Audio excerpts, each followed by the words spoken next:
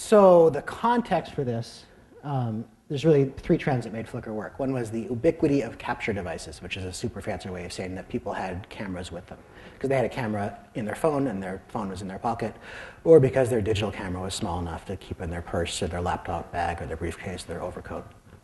Second one was the spread of the network. And this is one of those things that people, or at least I forget very often. It was rare for people to have internet access at home in 1997. Many people had it at work by that point, but not everyone. And it was maybe 15% penetration in home. Now it's not only does everyone have it, not everyone, but almost everyone have it at home and at work. People have it in their pocket all the time. And the bigger and probably more important trend was that change in perceptions about what the internet was for, and that participating in online activities wasn't weird. So I remember this editorial cartoon, but I've never actually found one, so I always just say this. The image of someone using the internet in maybe 1998, especially if they were using it for online dating sites, chat, instant messaging, forums, those kinds of things, was this gross, creepy guy hunched over a computer in the basement. And in 1998, 99, just 10 years ago, I don't think it would never be admitted, except maybe to a very close friend or a family member, that you used an online dating service. And now probably everyone here has at least looked at signing up themselves, but knows someone who has used one and found a relationship that way. It's not strange for a grandparent and grandchild to instant message. There's no stigma attached to using the internet. So you put these together, and it means you have the tools and means of participation. And with that change in perception and attitudes, it means that the desire to participate in online activities actually becomes widespread. And here's a great example. This is pre-election Obama speaking in Berlin. And this is the photo that the New York Times put on the front page. It's from Associated Press. And it's a neat photo. But what really struck me about it, because I actually happened to be in a coffee shop, and there's a copy of the New York Times there, and I picked it up. Looking closely at this photo as you zoom in, you can see that every person, almost, every person in the audience has some kind of capture device pointing on the screen. You can see all those point-and-shoot cameras. I mean, like literally every single person. As you zoom in, you can actually see this guy holding up his laptop to get the eyesight. It's crazy. And if you go to a concert, I mean, any live event that allows device, well, even if they don't allow it officially, you see this blue glow of LCDs reflected back at you in the audience from everyone holding up their devices. And again, pan around, it's like every freaking person. I actually grabbed a random screen here and counted them, 44 in this, and I think there's 49 people. So I'm cheating a little bit because not all these people are using those devices in order to share.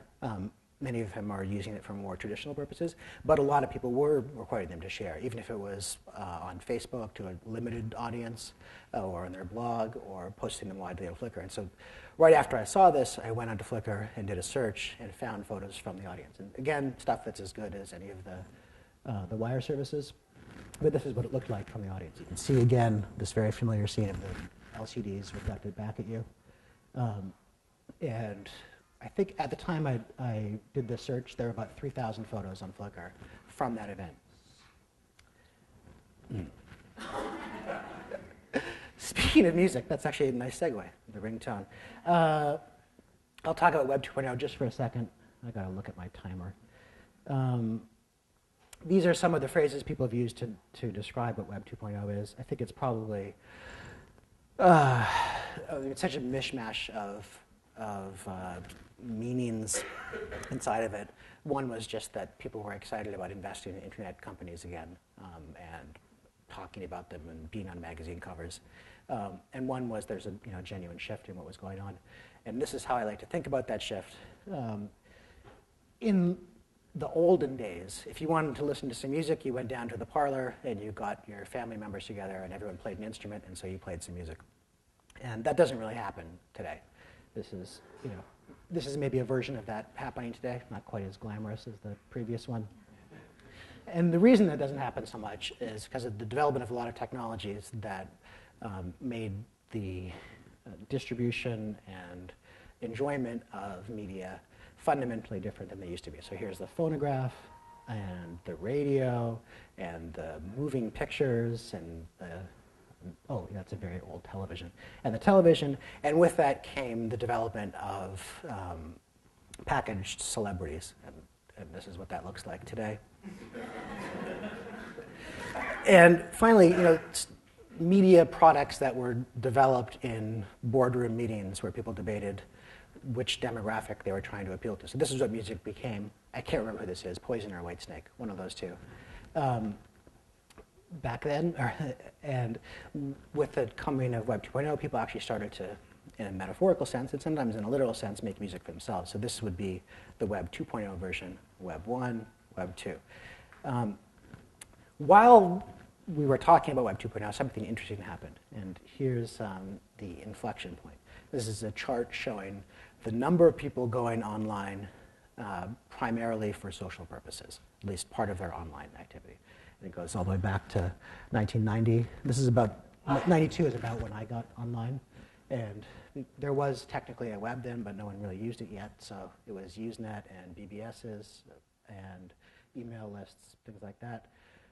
Then finally, the web entered the public imagination. Not long after that, the dot-com era, the development of blogs really early, late 99, early 2000, launch of Friendster in 2003, MySpace not that long after, Facebook shortly after that, World of Warcraft, and Twitter.